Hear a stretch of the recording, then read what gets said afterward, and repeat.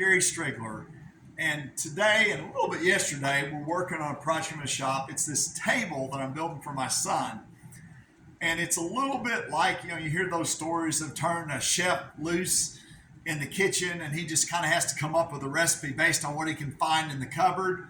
That's kind of what we're doing here. Like, my son wanted this table to be taller so he could work out standing at it. And I didn't have any legs around the shop that were tall enough for that. So we've actually just added these legs. And as you can tell, these are some I've had just sitting around the shop. So, this came from one part of the shop and this came from another.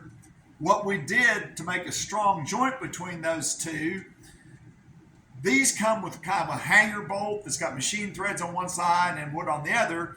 And we simply took one of these, which has got wood threads on either side, drilled a pilot hole down into this leg, and then used that hanger or that dowel screw to connect those two together.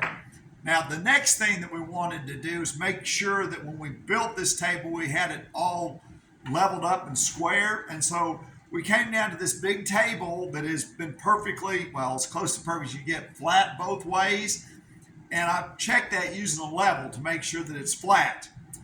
Then we cut these apron pieces, which are screwed into with long pocket screws. We used about 2.5-inch pocket screws to join these apron pieces, and I put 4 in here. So that's keeping everything all pulled together. These are pretty darn strong. Now, I know there's lots of guys that would do a mortise and tenon joint, or maybe even put dominoes in there, but this sure seems to be, for my purposes, plain strong. Now, there's one other thing that we did to strengthen this joint is I took a piece of 5/4 oak that we had laying around the shop, and we made a triangle, and we put glue on 2 edges of it, and then it just fits right in here like this. I'm going to go ahead and put some Tite Bond on it. But this is going to go even further, reinforce that joint.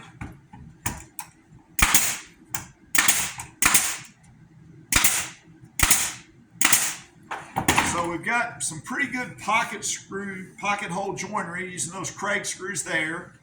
And then we've reinforced the joint with these pieces of 5/4 oak. So for our purposes, this is going to be as strong as we'd ever want it to be. Again, it's not maybe fine furniture building, but we're also going to get this table built basically in a Saturday. So a couple of other things. We glued up the top in 2 pieces, and I'll share some things about that glue up. I've got a 24-inch planer, which is nice, but I certainly don't have a planer wide enough to plane this all in one piece, so we're going to have to plane those pieces and then clamp them together. But when it's time to attach the top to this, running this direction, I've got pocket screws that we can run pocket screws up in the top. But across this way, which will be running across the grain of the top, you don't want to make a tight, or not tight, I don't know how to describe it. That joint has to be able to move some because wood is going to move a little bit. So we want something that's going to help hold the top flat but allow it to move. So this is a piece of wood. It's actually got some pocket screw holes in it, and it's got these 1/2-inch holes.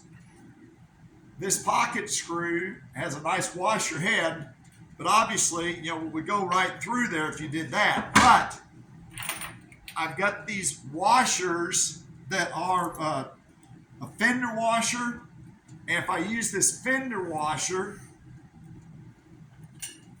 I can drop it right into one of those holes, and so the wood can move a lot without splitting the top. In other words, if you try to make a hard, fast connection across the grain of wood, the wood's going to split if it can't move a little bit. So on each end, we're going to attach one of these, and we'll probably do it at least one more time out in the middle again with a hole that's oversized that allows the screw to move around and still keep pressure. Well, that's about everything. Oh, one other thing.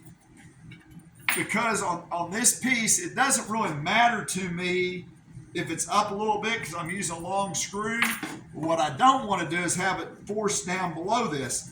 So when I got ready to screw it on, We just threw a spacer down there, put some glue on this edge, and now we screw it on.